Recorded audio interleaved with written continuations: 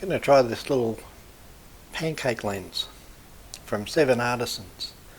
It's extremely small.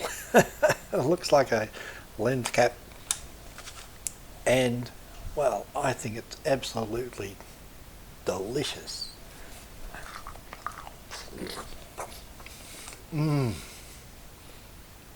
What?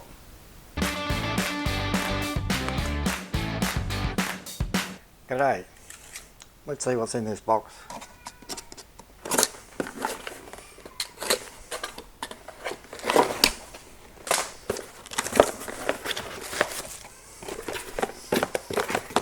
Ooh. 7Artisans UFO lens. 80mm 6.3 Mark II. This is the second version of their little lens. So, little plastic box, nice little baggie, one lens. Okay, let's quickly get the technical stuff out of the way. This lens is really made for APS-C or even micro four thirds cameras. Don't put it on a full frame unless you want heavy vignetting all around, because it won't cover the full frame sensor. That said, it does pretty well on APS-C size. Although it looks like it's only got one tiny bit of glass in there, it's got 6 elements in 5 groups stacked into that tiny little body. So amazing feat of optical engineering there. 6.3 fixed aperture, as you know. Focus goes from 0.3 or 30 centimeters to infinity. It's quite a short throw. In fact, I think if this had a little focus tab on it, it'd be ideal. It says 18mm on the front, which means about 27.5mm on an APS-C or 36mm on a micro four thirds. You can get this in various mounts. I got mine XF mount, obviously, because I use Fujifilm. Okay, there's no plastic involved, all aluminium construction and glass elements. I don't think there's any coatings on the lenses, so I expect lens flare. This comes in at around $60 US, so in Australia that's about $90 Australian. Check out the internet for specials, Black Friday, whatever, that sort of thing.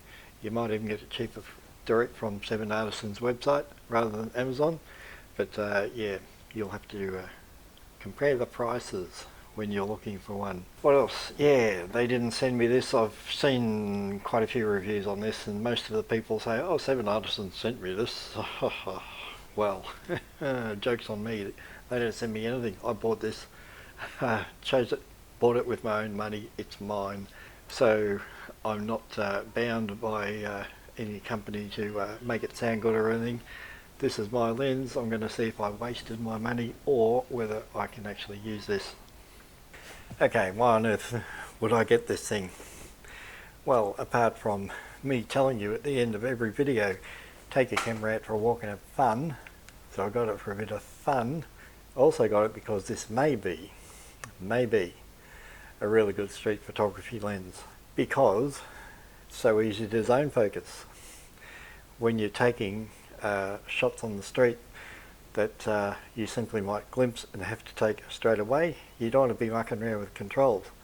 So with this thing, fixed aperture, you don't have to worry about which f-stop you're on, because there's only one choice, it's on it. If you zone focus this thing, which shouldn't be hard, because with 6.3 aperture you got a pretty big depth of field happening anyway. I reckon you'd probably just take it off for infinity a little bit and you'll be right for street. And then choose your shutter speed. Have your ISO set to some sort of auto, and away you go. Literally point and shoot. So this may be very, very handy indeed. It's very light, it's very small, very minimal, which goes with the whole ethos of the X-E4, a very minimal camera, and it's one of the reasons I like it. I swapped my X100V for this. You can see previous video about that, why I did it, and now, yeah, I've got this little thing, and to me it has so many advantages over the X100V. Now everybody's, you know, different, horses for courses. Use what you like, use what you enjoy, use what you connect with. I just couldn't connect with the X100V. It was a good tool, but that's all it felt like to me. So I prefer my Fujis with a bit more soul to them, and this one I'm connecting with already. So I'm going to take this little pancake lens.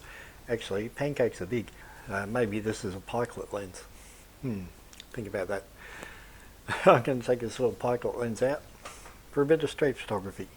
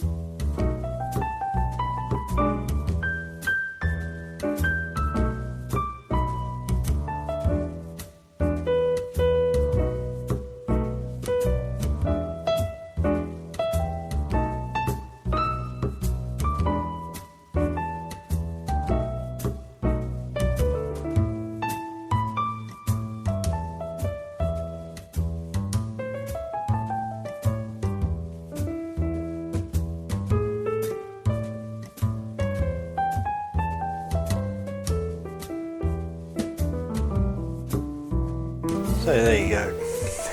What did you think of the lens? The pictures that came out of it.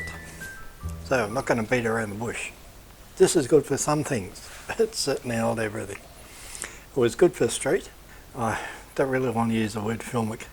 It's grainy, it's not perfect. Okay, so it does look more film-like than a lot of lenses on a digital camera. It can give you that look if you're after it. You're getting imperfect photos, and if you don't mind that, you can work with it, then this lens is good. I will keep this lens and use it for street photography because I think that is what it's best for. I don't think it'd be good for landscape or portraits or any real paid work.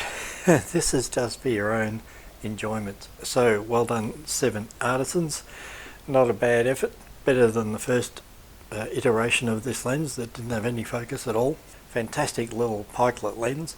I'll keep it. I'll use it. My money. And I think I'll spend it well on this one.